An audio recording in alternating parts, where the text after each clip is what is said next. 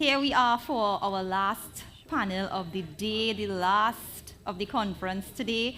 We're going to be talking about translating MRV outputs to market-ready credits.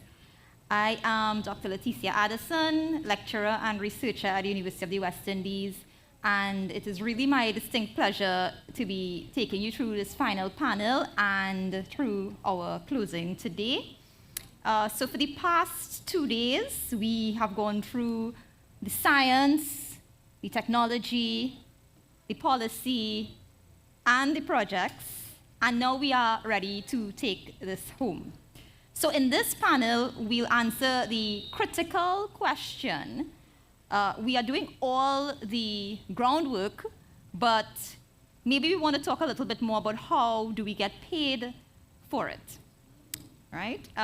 So how do we translate these outputs into market-ready credits? So we will first hear from Dr. Jasper Hajonides. I'm sorry if I pronounced that wrong. He is the head of AI and data science at Nature Alpha. Dr. Jasper, I would really like to have a conversation with you after in terms of the AI aspects. But let me first give you a little bit of his background. So Jasper is the head of the AI and data science at Nature Alpha, a sustainability tech company based in London, UK. Nature Alpha provides data so financial decision makers can incorporate biodiversity into their investments, and thereby Nature Alpha helps shift the financial market to be more sustainable. Jasper got his PhD from Oxford University and subsequently moved from data science towards the sustainability space, implementing the latest advances in the AI space to improve nature monitoring. Having received awards for work on tailor-made AI use cases, his current work with MRV for mangrove projects is linked to improving resolution and accuracy of satellite imagery. Please do join me in welcoming Dr. Jasper Hajonides.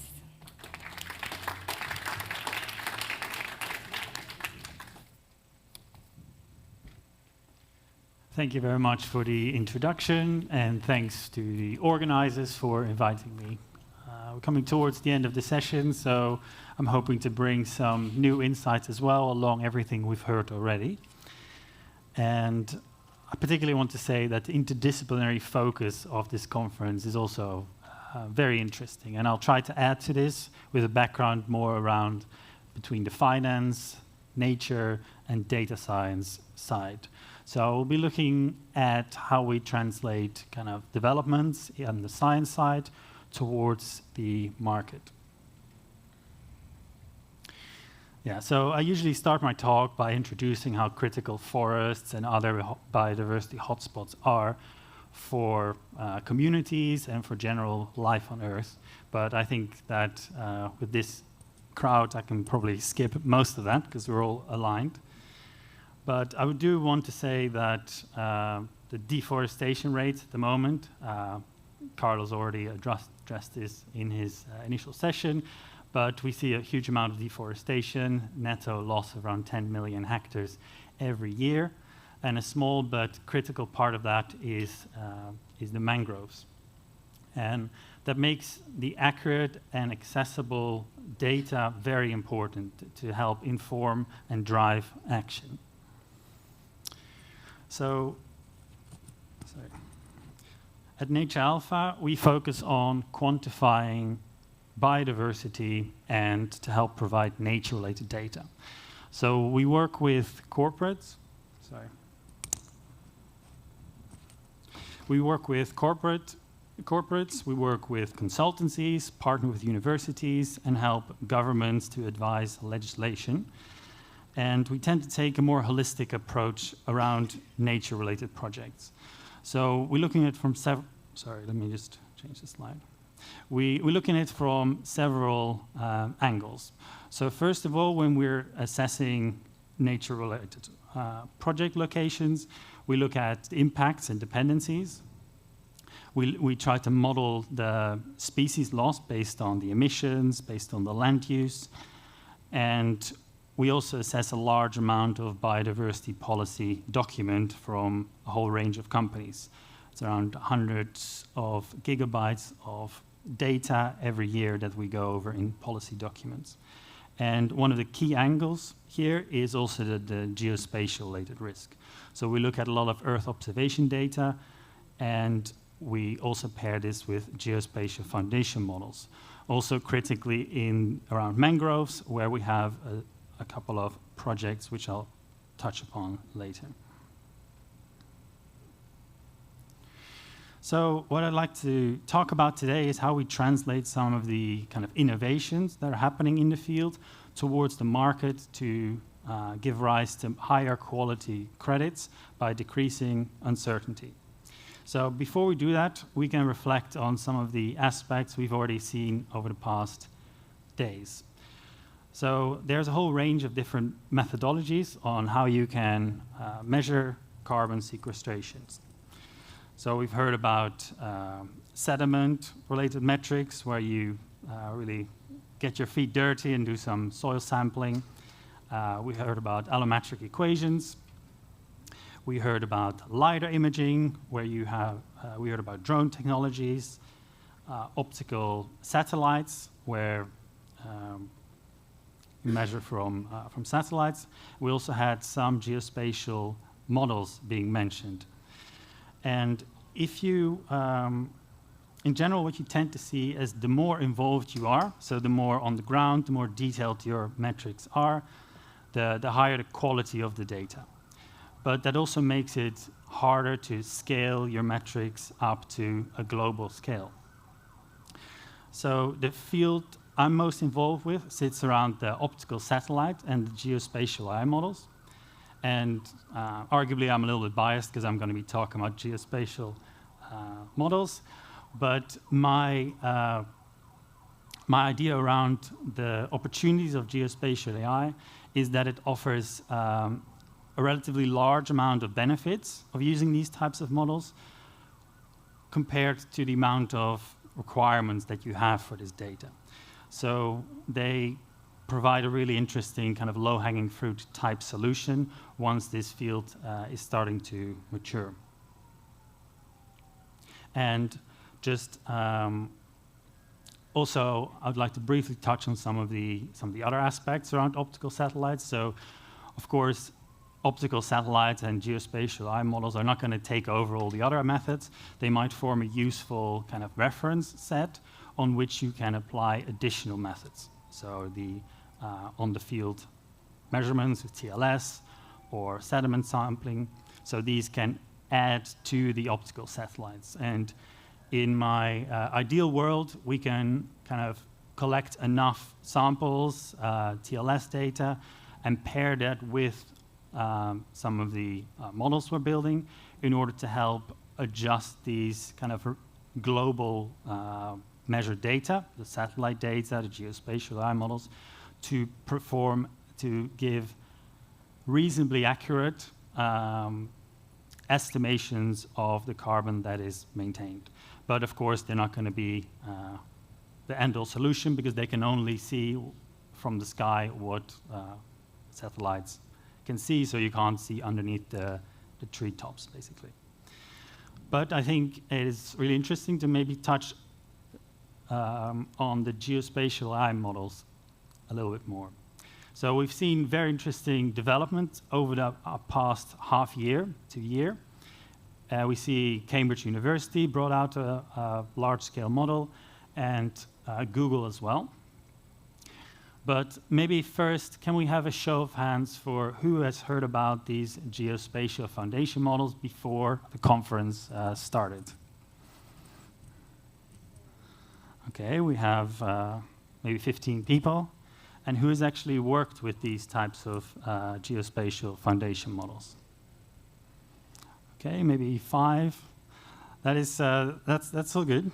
So for me, it's not important that everyone knows exactly how they work or exactly what they are.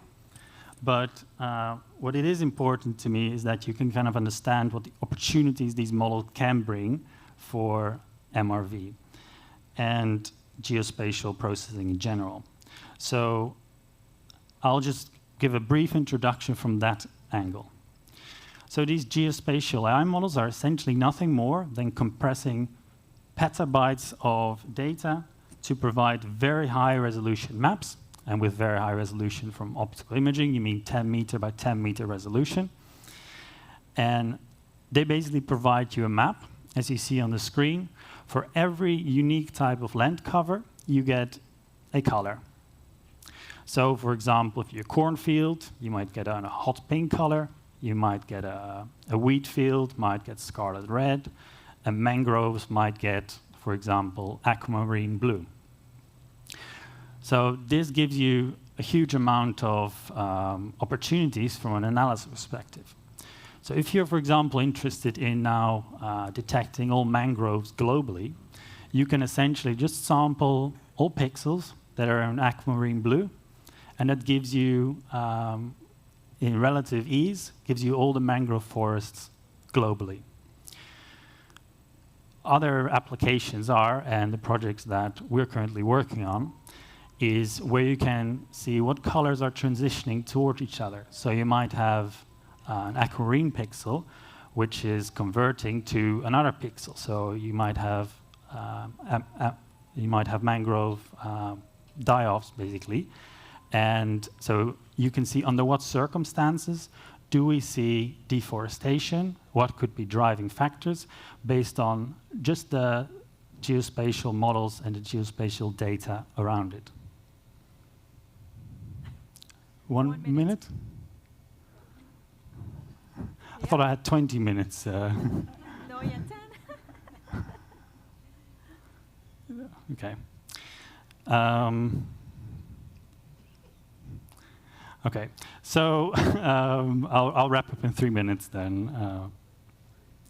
Okay, so essentially what you can then do, what these models provide you with, is you can, for example, look at all the aquamarine pixels in 2024 compared to 2017, and you can, in relative ease, you can quickly get these maps of mangrove loss and forest cover gains in maps as you see here on the slides.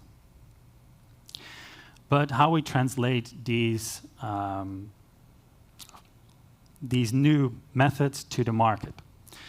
So I think these innovations are generally really useful for improving the quality of MRV and reducing costs and providing measurements with lower error. So in general, innovations push up the quality of the MRV standards. Secondly, you have that standardizing data is extremely useful for giving investors confidence in the metrics. So we've had a lot of talk about standardizing allometric equations. So if everyone uses the same equation, then there's more clarity in the overall estimates of how much carbon might be sequestered in a mangrove forest, for example. And thirdly, MRV beyond minimum requirements. So it's not just a tick box exercise. The better your methods are, the more accurate they are, the less uncertain there is about your estimations. And that also increases the price of your carbon credits, because uncertainty is calculated into your price calculations when carbon credits are issued.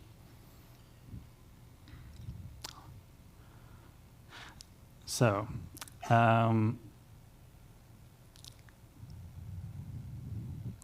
okay. So adherence to science standards is of course a given, but what is also important when you're designing a project is doing a cost-benefit analysis. So if you're doing a huge project, like in Pakistan, of course, you're going to have a very different set of requirements than when you're a smallholder and you want to get your project off the ground. So you have to see what kind of methods are actually feasible for your project and what level of evidence you can get away with. So relatedly, you don't always need the latest drone technology or advanced models in order to get going. Sometimes having initially, when doing pilots, having higher uncertainty is okay, and you can kind of scale that up as you go. And then to end on a more positive note, is essentially the sector is continuously updating. Since 2010, when we saw initial frameworks being published, we've constantly updates and new methodologies come out. And it's the updates, essentially, in the methodologies that define what is important and what is acceptable. So as the system matures, it will become increasingly easy to start integrating new technologies and more modern monitoring techniques. And this includes like digitalized MRV platforms or geospatial AI methods. And this is ultimately these kind of innovations that help the sector scale as a whole. And that was the quick version of my presentation. Thank you very much. You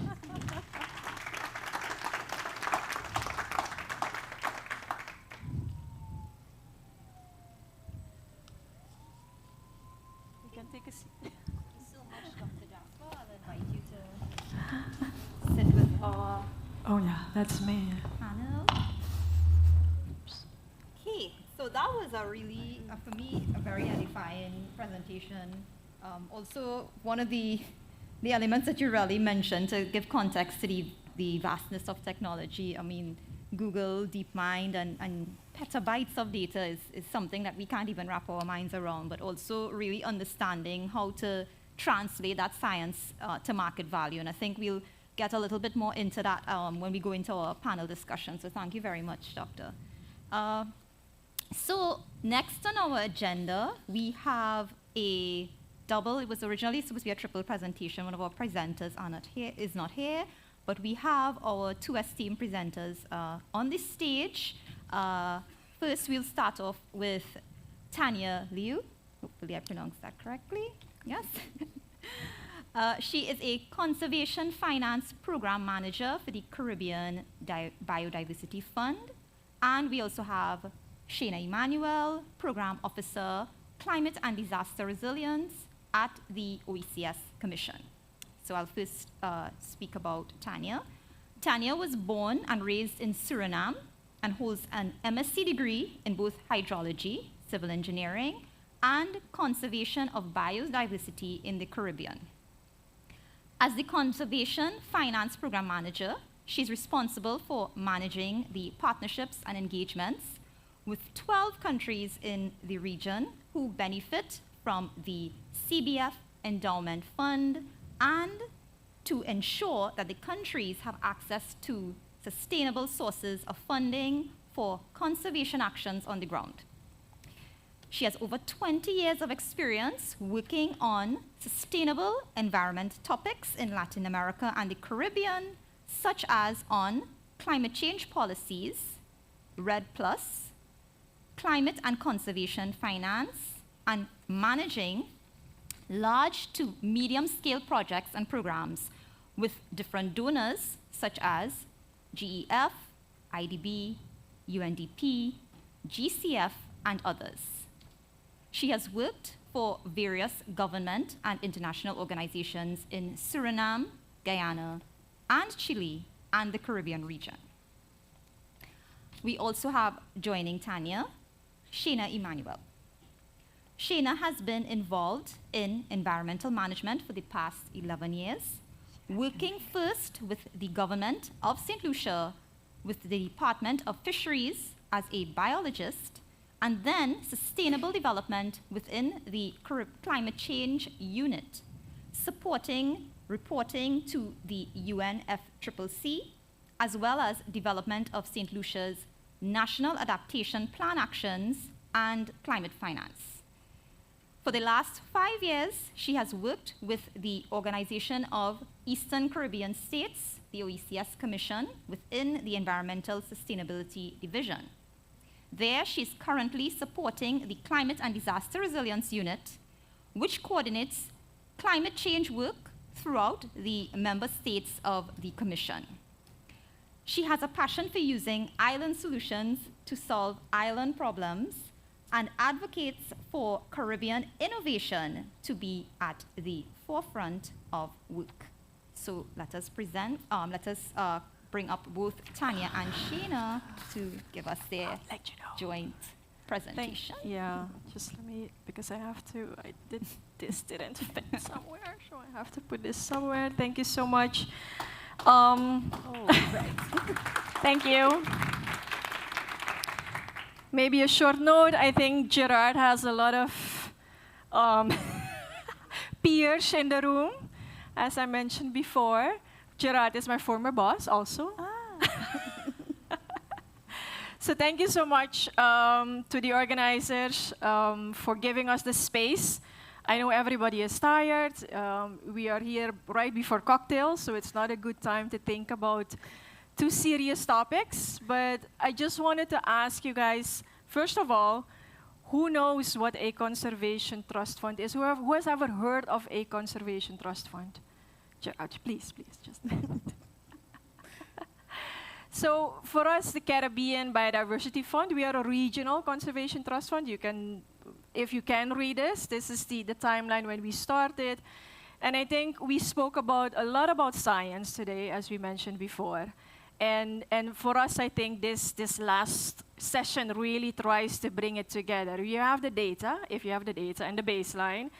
You have your carbon emissions, or how many carbon emissions you're going to emit or sequestrate. But right now, why we're here, I hope, is how are we going to get the money? Or how are we going to change policy? Because why are we all going in the mud and going in between trees? Not just because we like it and because it's beautiful and we want to like to see the birds. No, we want money. We want the donors to understand that the carbon or the trees, they have a dollar value. That is what we need. That is all why we're doing this, right? We in the Caribbean region say we are the SIDS. We are very vulnerable to climate change, to hurricanes. We saw the video of Hurricane Melissa in Jamaica. But at the end of the day, how do we translate our nature, our mangroves, our birds to dollar figures? And I hope that is something that for us, the Caribbean Biodiversity Fund, together with the OECS and with GIZ, Annette could not be here, for the next few years, we can really go into piloting carbon credits, because that is where we are right now. I think we have spoken a lot, and I'm not saying that science is not important. I'm not saying that it's not important to continue the work on innovations and science and data. But for us at the Caribbean Biodiversity Fund, this specific initiative that we are trying to target right now is to pilot blue carbon credits. How do we go from the theory and the data to getting dollar values out of this one? So that is in very short my introduction as the Caribbean Biodiversity Fund. I think I have one more slide to say that our chair, and that is maybe a small anecdote also linked to St. Lucia. This is our chair of the Caribbean Biodiversity Fund, Carolyn Trubetskoy. She hails from St. Lucia. And for those who have never heard of the Jade Mountain, please Google Jade Mountain. I think it's, I don't know, a couple of thousand US dollars a night in Jade Mountain, overlooking the beautiful pitons of St. Lucia. But Carolyn, in addition to being a hotel owner and much more than that, she has been really pushing the Caribbean Biodiversity Fund and many of the actors, I think, in the Caribbean region on how do we bring this together? How do we bring private sector, tourism, and sustainable development and conservation? How do we protect all of it together to make sure that we can still welcome our tourists, that we can still welcome the cruise ships, but we let some type of payment flow over towards the conservation? So I think in those discussions that we would have had with Shanna and with Annette and with GIZ, it really started with, if there is a tourist coming to your hotel, or in your island, how do you offset carbon, or how do you offset your footprint? I think many of you, if you now go into Uber, you can choose a green Uber. That's right. A couple of years ago, there was just one Uber, right? Now you have Uber motorcycle, I don't know, you have Uber XL, Uber green. And I think that is where we would like to see the science together with private sector go. Give us as a tourist, give us as individuals, because we're not talking about the 10 billion. Yes, 10 billion would be really nice, but we're really now talking about the small efforts. As an individual, Caroline really urged us to think about how can you, as a tourist, offset your footprint. And I think if you go on Copa Airlines, if I buy a ticket, right now you can also click, and you say, okay, this is how I can offset my carbon. I want to give money for environmental projects. And I think that is how we came about to this project. I have 5 minutes, so I'm going to give the floor to Shanna for the rest of the 5 minutes. And thank you so much. I have to like, do this.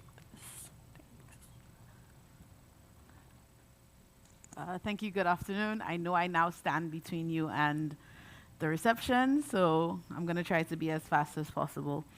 Tanya just spoke about Carolyn Trubiscoy, who is the chair of the CBF, and she's actually the reason we started looking at ways in which we can offset carbon in the region. She went to GIZ first, and asked GIZ, I do not work for GIZ, but this is, and it's part of the presentation, asked them, could you find for us in St. Lucia a mangrove that may need work, need some sort of restoration, and if you find it, how would we go about offsetting our carbon? And so we looked at our largest stand of mangrove, which is Makote, that is in the south, and then this other stand that we realized was very healthy a few years ago, but we had noticed a significant dieback. In fact, more than 25% of Esperance had disappeared. And Esperance has very little connection to livelihoods to anybody. It's kind of isolated. So we went in and started looking at why that was and what could restoration for these two look like. I'm not going to go too much into this, but what is important is that at the end of this assessment, it was a short assessment just to see what the potential could look like. We had a few things come out of that. One, site-specific ecological circumstances was something that we needed to start thinking about because Makote had one problem, Esperance had another one. And if we were going to do work to restore them, we would actually need two different sets of work done. It also showed us that we needed to really involve local partners and the local communities nearby so that we would be able to maintain the work that we were going to do in restoration. But it also showed us that there was a chance to really do some serious conservation in these two spaces. And what came out was that the most we would get after 30 years would be a total of about anywhere from 138 tons of CO2 to 590 at its peak, which isn't enough to attract a carbon market project. And I think that was the main thing that came out. So what do we do as the smallest of the small? That's who OECS covers. We are 6 independent countries that are the smallest islands in the Caribbean, with 6 non-independent countries, 3 British, 3 French. How do we still participate if our mangroves are so small? And the first idea was we have to bundle, right? We have to come together and look at not just one, but how do we do it? At the time, we were looking at St. Lucia, so we said, how do we bundle all of St. Lucia's mangroves to get this? Sargassum became a huge issue, and that was one of the reasons for the significant dieback in Esperance, and a little bit of the reason for Makote as well. So how are we going to deal with sargassum and now the mangrove restoration? And how are we going to finance this in the long term? And one of the things that came out was to consider a program of activities to go to the carbon market. A program of activities would combine several projects across different territories and then send it to market as one bundle to be able to attract what we needed to for the market. And so from this, we started speaking more regionally. I work for a regional organization, so when we do for one, we try to apply it to everybody. And so we started thinking around what could a possible regional project look like. And Hurricane Beryl in 2024 actually presented what I think is an opportunity. Hurricane Beryl passed between Grenada and St. Vincent in July, end of June, July of 2024, and knocked out some very significant stands of mangrove, big stands. And I was very encouraged to hear today that in Jamaica they're seeing growth. We haven't seen regrowth in neither Carriacou nor Union Island. This is a year and let's say 6-7 months now post-burial, and those trees look like I saw them 3 days post-burial. In some places they look worse. And so we do have these significant stands. Carriacou has several. Ashton Lagoon is one big stand on Union Island.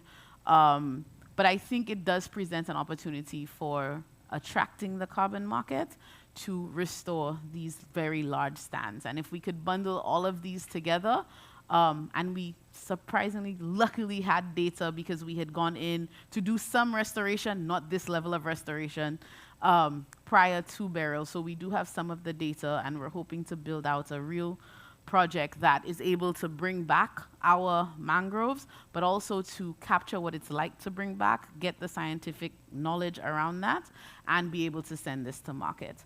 My last slide, one before the last slide, is how we regionally approach carbon markets, right? So we first had an assessment of possibilities for our member states to be able to participate in the markets, not just blue carbon, but all carbon. And looking at where we can include carbon in NDCs, because we realized nobody in our region had it yet. They still don't have it now. But looking at ways in which we could participate that way. Then we established an alliance, thank you, an alliance of a Caribbean alliance on climate finance and carbon markets, which we work interregionally with all our countries.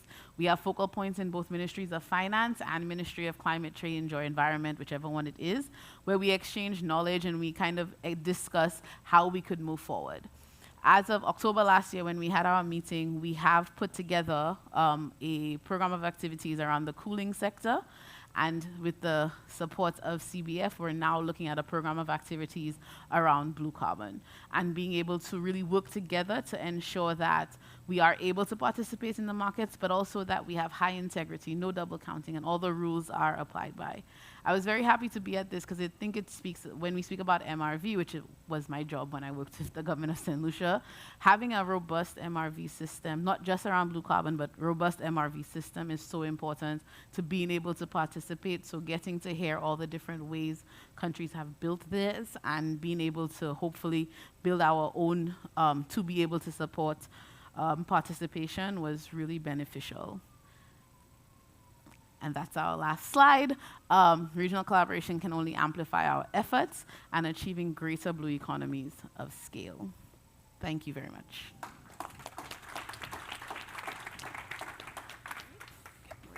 Great. So thank you very much to our two presenters, Tanja and Shanna there.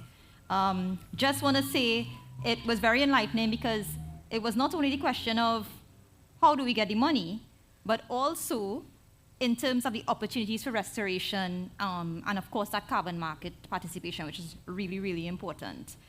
So now we want to open the floor for questions. For those of you in the room, you can access the Q&A from the virtual stage by scanning the QR code as usual at your screen or your table.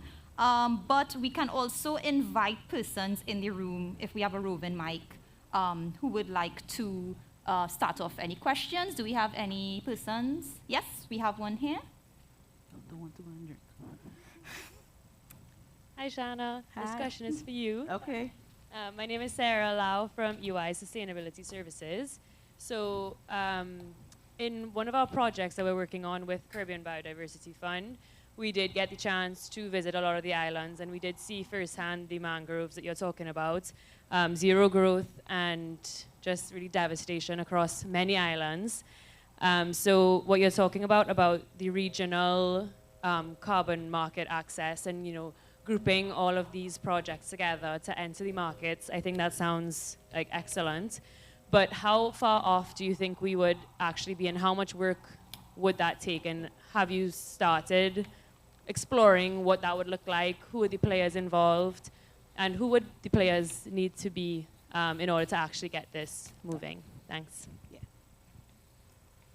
All right, thanks for that. So yes, we have started looking. It's coincidental. OECS has another project which is funded by AFD that was looking at mangrove restoration. We had a little line in there. We have some monies aside to look at blue carbon, but not anything significant. But we had the opportunity to be there before it came. So we have all of these mangroves, at least initial rapid assessments kind of done for them. And now we've just hired a team to go in and now look at what has happened. We do need to restructure that whole thing because of what has happened. And of course now, like I said, CBF has now approached us to try and look at how this can be used for a blue carbon project. So we do have some of the data that was already there. We're going to go in the next couple of months, about 9 months, to see what is there now and look for the opportunities that are there for restoration, but also to get some of that, I can't say baseline, but second line of data to be able to actually build out, I believe, a really good, robust restoration project that could go to markets. Because we're talking about total devastation, right? We're talking about the entire mangroves are gone. They're still gone. There's very little regrowth. But I do think we have a lot of work to do to bring back the hydrology, to really look at them. But we have some of the data already. So now it's just going to take a couple of months to kind of go in, see how much damage has been done, and kind of put a plan together to restore. I'm hoping that can happen quickly, but that's not always dependent on me. But we're hoping in the next 2 years to be able to already be at the point of starting restoration. And hopefully by then we actually have a means of going to the market to see what we can get, how much more support we can get. Yeah. Okay. Thank you very much. I see we have a next question there. Okay, great. And then one over here. Thank you. My question goes to Jasper. I would like to understand better how geospatial AI can help accelerate investments. And I want to connect that specifically geospatial AI with your first slide about that the biodiversity loss is a financially material risk. So yeah, how can this help accelerating? What's the different thing of the traditional geospatial analysis with AI? What is the added value there? Yeah, excellent. Yes, yeah, that's a very good question. Thank you for that. So the way how I see these geospatial AI models, they're basically compressing huge amount of data across the year, basically in a single pixel. So essentially, it gives you a much higher resolution. You have more data to judge on what's going on that specific site. So if you look just at a satellite imagery, if you look on Google Maps, for example, you only get so much data. And having a richer set of data to make a decision about is going to lead to a better prediction. And for financial markets, they mostly like to see the whole world in numbers, where you can just quantify what is coming in and what is coming out, what is changing at a specific site.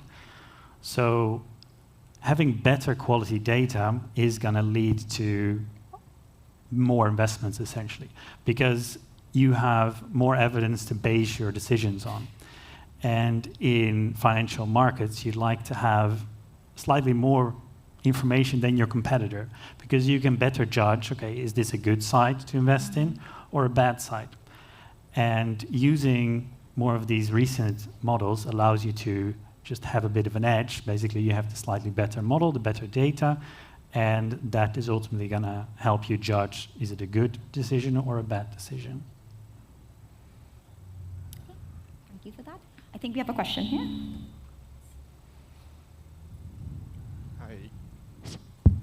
Hi, questions for Jasper. My name is Adrian from Nature Seekers. My question is regarding the geospatial AI models. I mean, there's the old adage, all models are wrong, some are useful. So I'm just trying to figure out, in terms of accuracy of some of these models or the system itself. Well, two questions actually. One, is it actually open source? And two, how accurate is the output that we get from it? And in addition to two, usually within the Global South region, a lot of these spatial data assets tend to be kind of sketchy when they get across like the Caribbean region, head on into Latin America and some in the Pacific as well. So how accurate is the data in general and even more specifically to our region? Yeah, thank you for the question. I think these models, they're all open source. So for example, the Google models, the Cambridge University models, they're all accessible to everyone. So that's a really good thing for people wanting to build on these models, because the way you need to see it, it's the engine, but you have to build the car around it still to be able to drive. And in terms of is the quality of the data in the region, I think I just missed the first part of the second question there. Accuracy. The accuracy of the data. Yeah, Accuracy. How accurate, yes. So essentially, it gives you 10 meter by 10 meter data from the past 8 years, roughly.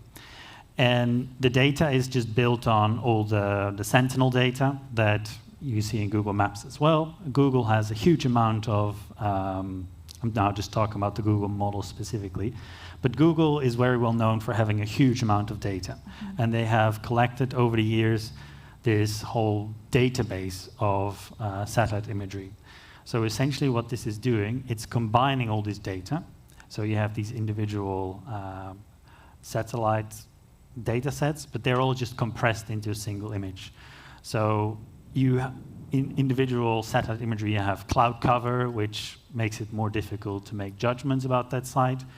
And that can all be kind of extracted out if you just combine enough data from a single site.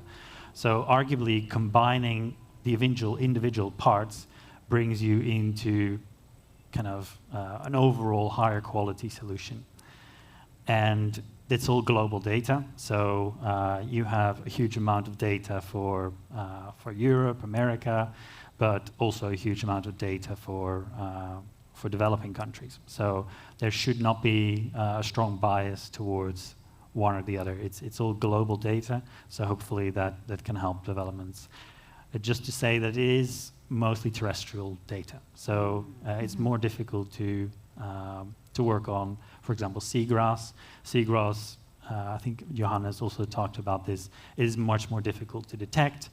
And there are companies who work on that. I've heard that Earth Genome is, for example, working on models where you can model seagrass still just off the coast. But yeah, there are definitely limitations in data quality that it cannot solve. Question?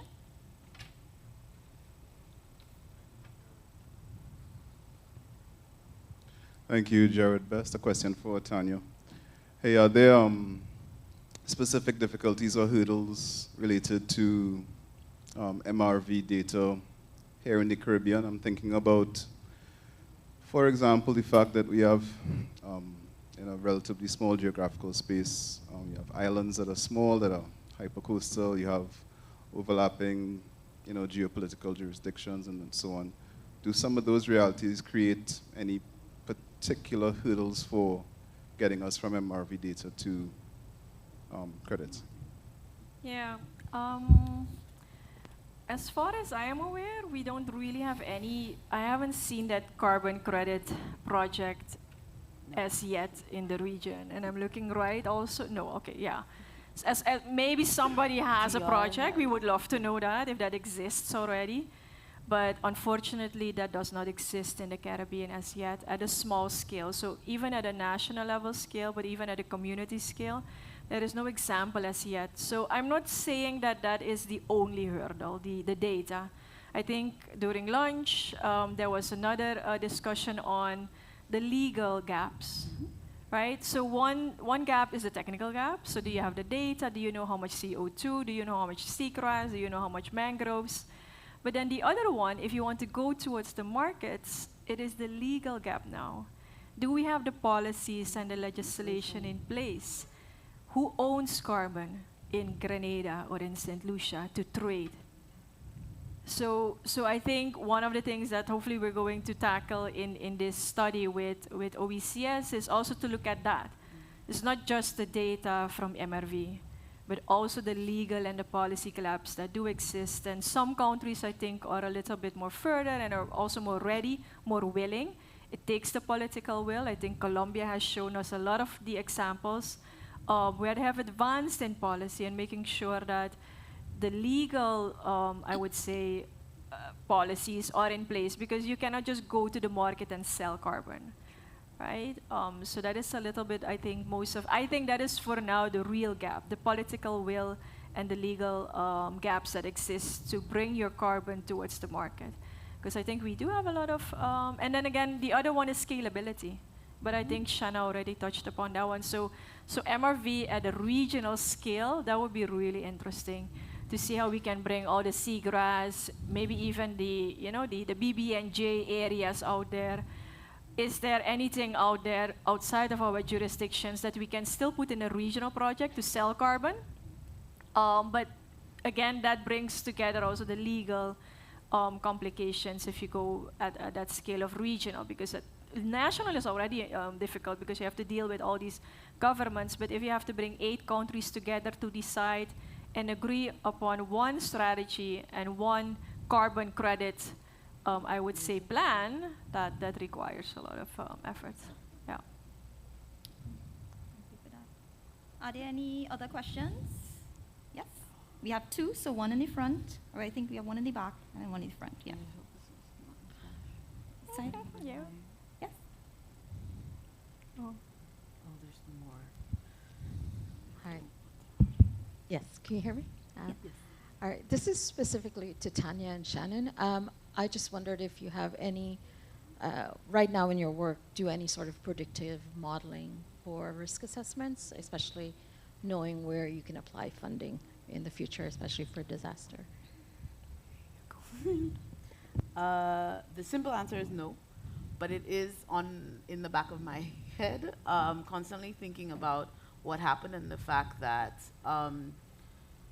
we may be in a position where before we're done even doing the restoration work, that another hurricane can pass. And it is something we've started to discuss with CRIF, which is the Caribbean Catastrophic Insurance Facility, around how we protect the financial investment that we have made in maintaining these very important natural assets. But it hasn't really progressed as yet. We're kind of starting the discussion, and of course we want to be able to build that even while we are restoring, because it is a huge risk. It is a big risk, and having seen it for myself, how quickly it can all go, it is something that we do have to keep in mind while we build out these projects. Okay, thank you so much. We have one more question in the front. Okay, hi. My name is Christian Montes, remote sensing research at INVEMAR. Thank you all the speakers. My question is for Dr. Jasper. Considering new data, for example, Alpha Terra, embedding, my question is how can we deal with the lack of past data if we can only build high resolution baseline starting now? My question is because, for example, the blue carbon credit projects need baseline with many data ago. How Yeah, that's a good question. So are we looking at longer than the 8 years that is available at the moment, or are you looking that you only have data for the past year and you want to kind of extrapolate that backwards? The latter? 10, 20 years, yeah. Yeah, that is definitely a challenge. So these models, they require a certain amount of data. And as you might know, more recently, there's a huge increase, almost exponential increase in the amount of satellite data that is collected. So these models really benefit from that huge amount of data to boil this down into these individual maps. So if you want to go back, say, 10, 20 years, that's going to be really difficult to build a model that is as good quality as from the past years. So you'll have to, in these cases, you have to mix and match, I think. So you'll be able to build mangrove maps, for example, with remote sensing, with satellite data from longer ago, but only in the period where you have these foundation models available are you able to really benefit from the additional detail. So I think there might be a couple of years added to it in the future, so it might go back to 2013, 12 maybe, but it's not going to go further back. It's not going to go back 20 years. So that is definitely a limitation.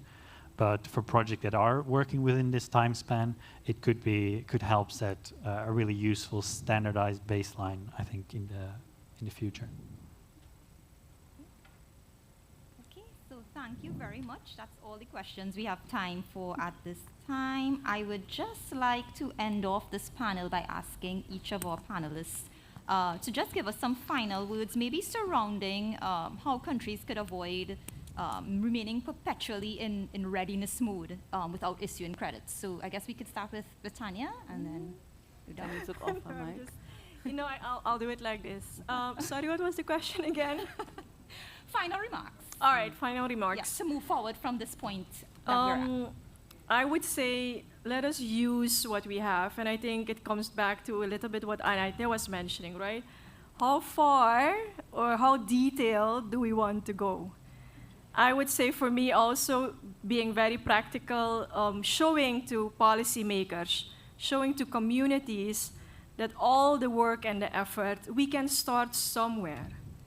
And I really think that is where we can start. And for me, as a fund, as a conservation trust fund, we do provide funding to ticket sizes starting from $20,000 US.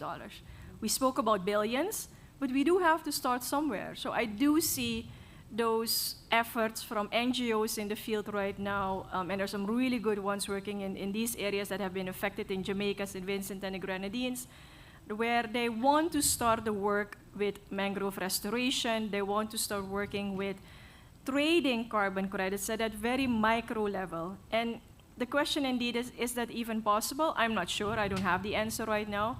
But I would definitely want to make the pitch for let us try to see if we can start at that level. If it's not possible, then we know. But let us really start with the basics and supporting communities at that level. And we mentioned that we need to support the communities more directly. So for me, that is really the message that I want to give. Thanks. Thank you, Tanja. Shanna? Thank you. I think for me, we need to move. I think now is the right opportunity. Sometimes being early means you get away with a few things. I also think we need to move as a region, all of us together, trying to see how we could build this framework that works for us, and one that can really show on a smaller scale and with the hope that we could scale up later, how this could work, how it could make meaningful differences in lives, in livelihoods, and then, of course, for our betterment of all of our countries. Thanks for that, Shanna. Dr. Jasper? Absolutely. I would echo both of these points. It is not striving for perfection when you get started, but get started with whatever you can get off the ground. Get a feasible pilot study out, and don't wait until you have all the latest methods at your disposal. But as long as you can get going, that's the best way to get off the ground. Great. Thank you so much. So just ending off with the sentiment of impact in lives and livelihoods. I would like us to join in thanking all our panelists for this very rousing discussion. I know it's the end of the day. Thank you so much. And just invite you to